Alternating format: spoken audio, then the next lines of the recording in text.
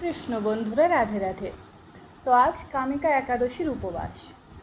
তো আজ কামিকা একাদশীর ব্রত মাহাত্ম্য আজ আমি পাঠ করছি।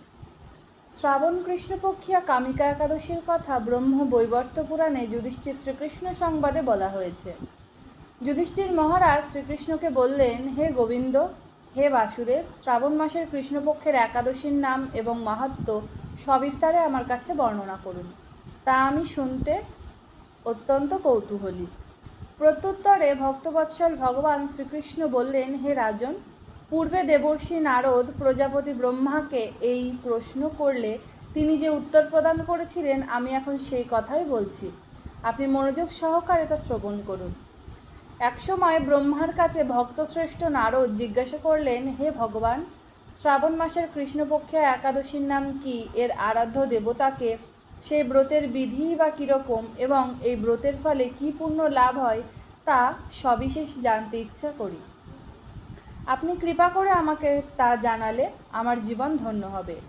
শ্রী নারদের কথা শুনে ব্রহ্মা অত্যন্ত সন্তুষ্ট হলেন।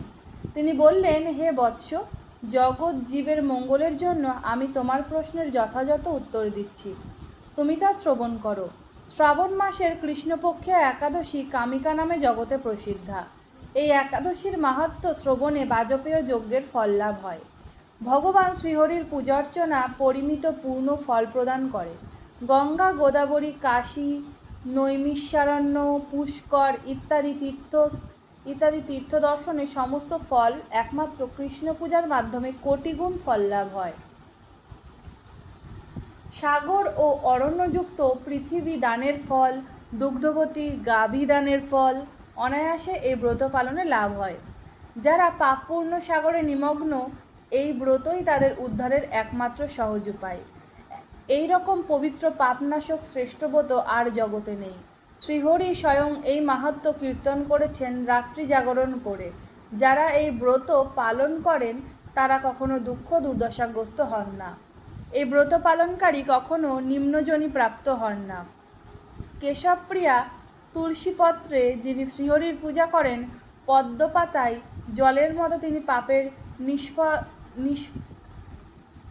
নির্লিপ্ত থাকেন।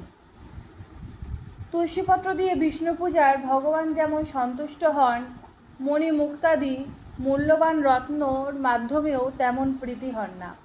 যিনি কেশবকে তুলসী মঞ্জুরি দিয়ে পূজা করেন তার জন্মার্জিত সমস্ত পাপক্ষয় হয়ে থাকে। এই প্রসঙ্গে ব্রহ্মা বললেন, হে নারদ, যিনি তুলসীকে প্রত্যাহ দর্শন করে তার সকল পাপরাশি বিদরিত হয়ে যায়। যিনি তাকে স্পর্শ করেন তার পাপ মলিন হয়, দেহ পবিত্র হয়। তাকে প্রণাম করলে সমস্ত রোগ দূর হয়। তাকে জলসিঞ্চন করলে যমও তার কাছে আসতে ভয় পান। শ্রীহরির চরণে তুলসী অর্পিত হলে ভগবদ্ভক্তি লাভ হয়। তাই হে কৃষ্ণ ভক্তি প্রদায়িনী, তোমায় প্রণাম করি। যে ব্যক্তি হরিবাসরে ভগবানের সামনে দীপদান করে, চিত্রগুপ্তও তার পুণ্যের সংখ্যা হিসাব করতে পারেন না। তার পিতৃপুরুষেরাও পরম তৃপ্তি লাভ করেন। শ্রীকৃষ্ণ বললেন, হে রাজন, আমি আপনার কাছে সর্বপাপ হারিণী কামিকা একাদশীর মাহাত্ম্য বর্ণনা করলাম।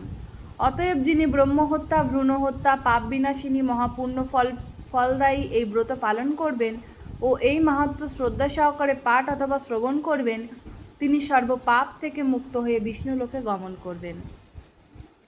হরে কৃষ্ণ, রাধে রাধে।